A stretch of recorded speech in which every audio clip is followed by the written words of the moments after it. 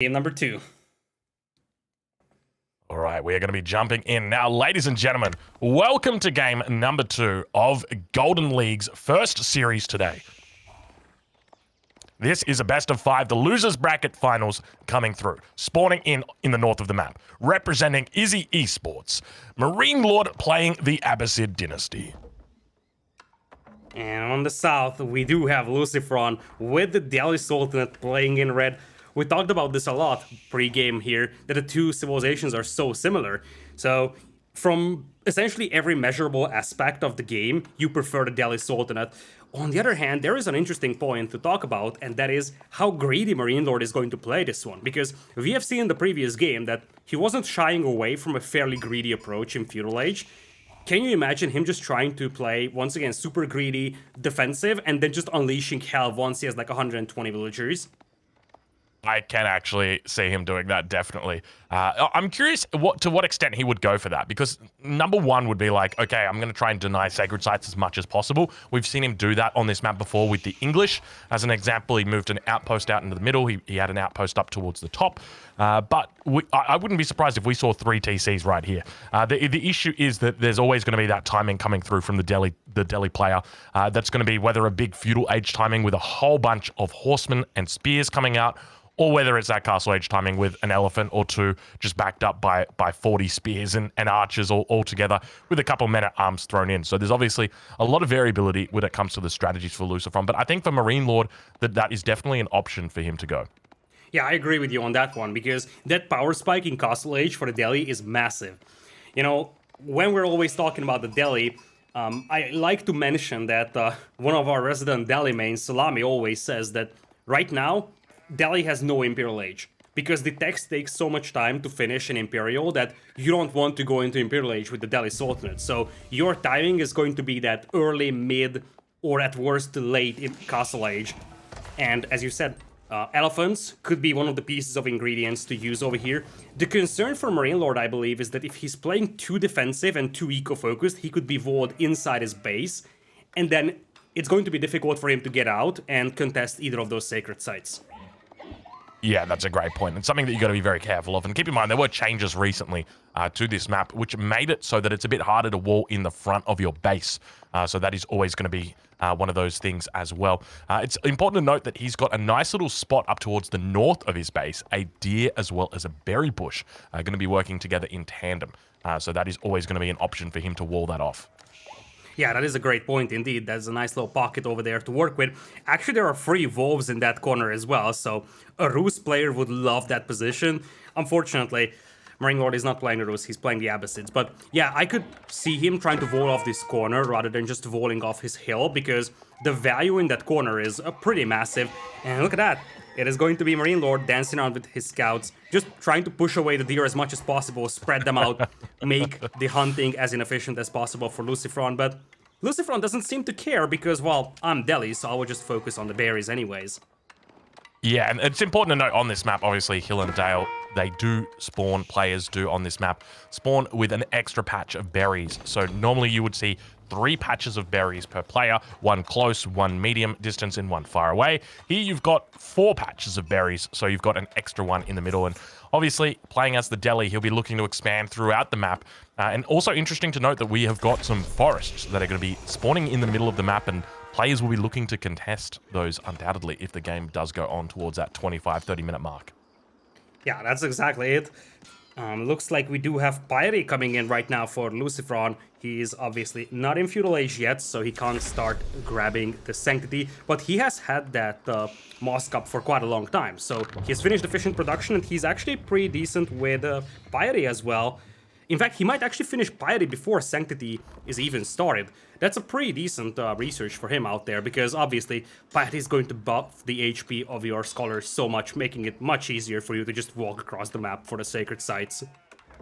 Yeah, and we now see double We've got a double blacksmith coming down, so no surprise from LucifroN there. But also, we are seeing that second town center going to be coming up as well for MarineLorD. And the question is whether he goes for the 1 town center extra or whether he goes for the 2 extra town centers. And I wouldn't be surprised if it is 2. If he can go 2 extra town centers, make it to castle, and somehow find a way to survive in this matchup, I tell you what, it's going to be hard for the Delhi Sultanate to find a way into this game. Obviously, they are an absolute powerhouse, and it's still going to be close with LucifroN on the Delhi Sultanate.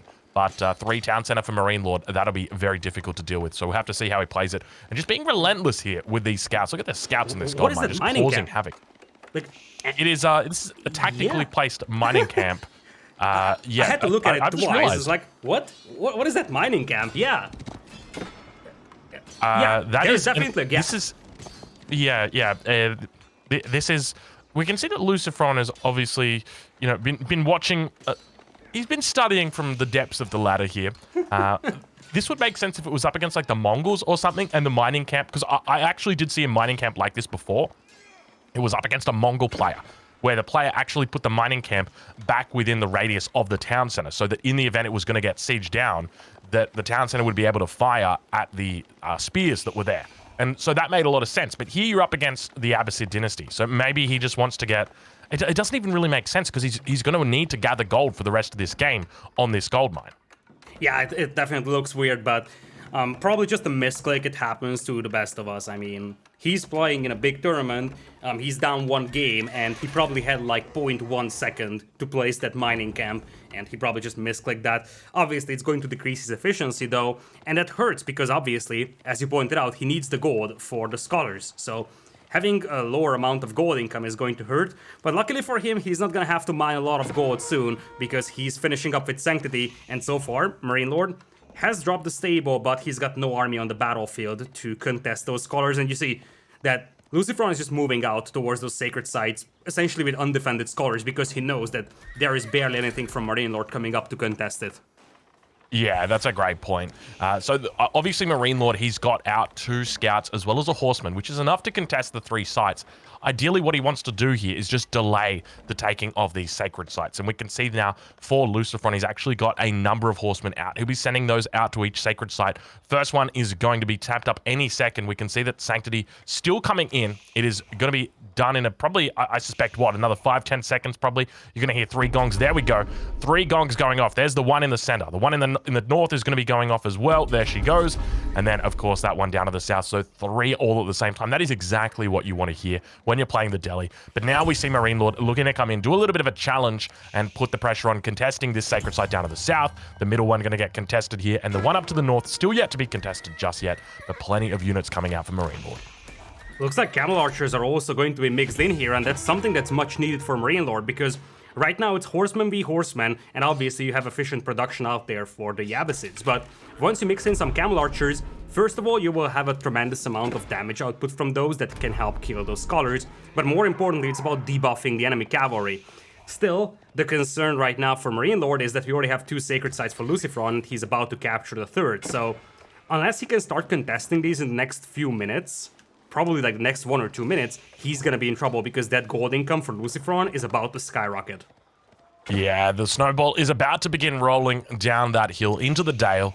But yeah, 3 sacred sites almost coming over now in favor of LucifroN and MarineLorD. I mean, what has he got to show for it? We can see that he's gathering up a very heavy amount of food, but absolutely no gold. So there is no intention right now. It looks like he is going to be able to prevent this sacred site down towards the south from being captured. So if he's able to take out this scholar, which it does look likely that he will get it, then at least going to be delaying 150 gold, trickling in every minute. But now the push in the middle of the map beginning to happen. LucifroN going to be looking to do some damage to his opponent here. Yeah, he's essentially saying that, okay, offense is the best defense. If I push your base, you have to keep your forces back at home, and that basically allows me to maintain control over those 2 sacred sites. A villager is moving out as well to try and drop some towers out there, but you gotta be careful here for LucifroN. You don't want to take fights like this. The camel is going to be enough to potentially debuff your cavalry to a level where MarineLorD can overpower you with his own. Yeah, but speaking of overpowering, look how many units that we've got out for LucifroN right now. 15 horsemen out on this battlefield at the moment. And he's now looking to take out some villagers as well, getting into the base and doing a lot of damage here. LucifroN is trying his best, but he's going to have to fall back at the moment. The reinforcements for MarineLorD have popped out, and they're going to be trying their best to repel. You can see the Camel, unfortunately, down on the ground, and players just looking to stab at each other for the moment. It looks like MarineLorD is going to be able to hold on, but keep in mind behind this, we've got 2 sacred sites ticking. That third one has been neutralized for the moment, but he's looking to secure up this sacred site towards the west of the map, and he's going to be securing this one in the center with all of his units here. And look at the resources piling up over here for LucifroN. That's the power you're getting here. From the berries and, of course, from the sacred sites. He already has a resource bank for potential Castle Age. And the good thing for him right now is that he can heal up all his forces. So, unlike MarineLorD, any damage that LucifroN takes on his horsemen can be negated by the scholars healing up, and herbal medicine is no longer banned in the tournament. So you can also use that to heal up your cavalry, and then once again gain a power spike over your opponent. Plus, of course, Delhi is also finishing up with all the blacksmith upgrades by now, so if you look at the blacksmith upgrades, those are also looking a lot better than they are for MarineLorD. Yeah, it's starting to look difficult right now for MarineLorD. As we theorized, it could just be he was throwing away this game, throwing away a weak civ, maybe not realizing that it was going to pop up again for him at game number 5. He's going to have to, quote-unquote, throw it away again here. But it's not looking pretty for him right now. If you're a fan of MarineLorD, you got to let it be known right now or forever hold your peace, because I tell you what, this game, I'm starting to get scared for him. Yeah, he only has a 10 villagers lead. That's the scary part in this. So he's feudal age, and you would assume that, okay, if he has like a 50 villagers lead or at least a 30 villagers lead, he can snowball this in castle. But the villager lead is almost insignificant. We're looking at 11 villagers. That's essentially nothing against a Delhi player that does have all the eco upgrades for free. So his eco is going to be a lot more efficient. And of course, 2 sacred sites as well. So this is very much concerning over here for MarineLorD. I get the feel that he wasn't expecting Delhi to be picked here. He may have been expecting HRE, and that's the reason why he picked Abbasids, because he should know that he has no chance against Delhi with the Abbasids. So it's either a throwaway civilization being picked here, or he misjudged his opponent's potential pick. Yeah, a bit of a Woolalol up towards the north now. But speaking of Woolalols, welcome, Raiders. A whole bunch of people coming in from the Muslim's channel. Welcome over, fellas. Thank you very much, the Muslim. Welcome, guys. And we've got some pretty interesting games popping out today. Obviously, MarineLorD on the Abbasid. A little bit questionable here. He's got a number of civilizations available to him, including the English. Decided to opt for the Abbasid here. But I guess when we think about the civs that will open a LucifroN, it was basically a guaranteed win for him here on this map. But speaking of guaranteed win, look at this. MarineLorD going to be struggling right now on that gold mine, losing a lot of villagers here. You can see the way that I feel like right now the horsemen are just kind of like piranhas in a pool, just mauling at these villagers. Yeah, it's just horrible to look at. Look at all dead bodies lying on the floor. And MarineLorD is also sending in his own cavalry, but now he's facing Lancers, and this is the problem for MarineLorD. He's only halfway up to Castle Age, so he's nowhere close to making Lancers, and he's getting overpowered big time here. All the villager lead that he has had, completely gone, and he's going to enter Castle Age with a weaker economy than the Delhi player, and of course, then you have the efficient production out there for Delhi. LucifroN can just turn on cruise control and win this game, and look at that, he's even yoinking that relic away. Wait, there's a wall up on that front line. How did he get in? But hold on a minute. We got sacred sites that have been captured up. Wait, was that a tap out right there? Yeah. Was that a tap out right there? That was a tap out right there. Oh my lord, MarineLorD just tapped it out. He said, oh, you know what? I'm not even going to bother getting up to the 3rd age. We'll just call it GG, go next. All right, there you go. I mean, did you see his base? I mean, yeah. the only unit that was in his base was just red from LucifroN. It's like there was nothing. I was a little bit concerned there because I saw LucifroN had lost 2 sacred sites. He was losing the 3rd one. But, you know, he obviously had a lot going for him still. I mean, at the end there, the villager count, you can see it started to really drop down. LucifroN was doing a great job there of just taking out the villagers. And yeah, a difficult position for MarineLorD. Obviously, the Abbasid isn't terrible up against Delhi, especially on a map like this where they do have access to the extra berries. But still, LucifroN just very, very in control. It didn't look like there was any doubt throughout that game.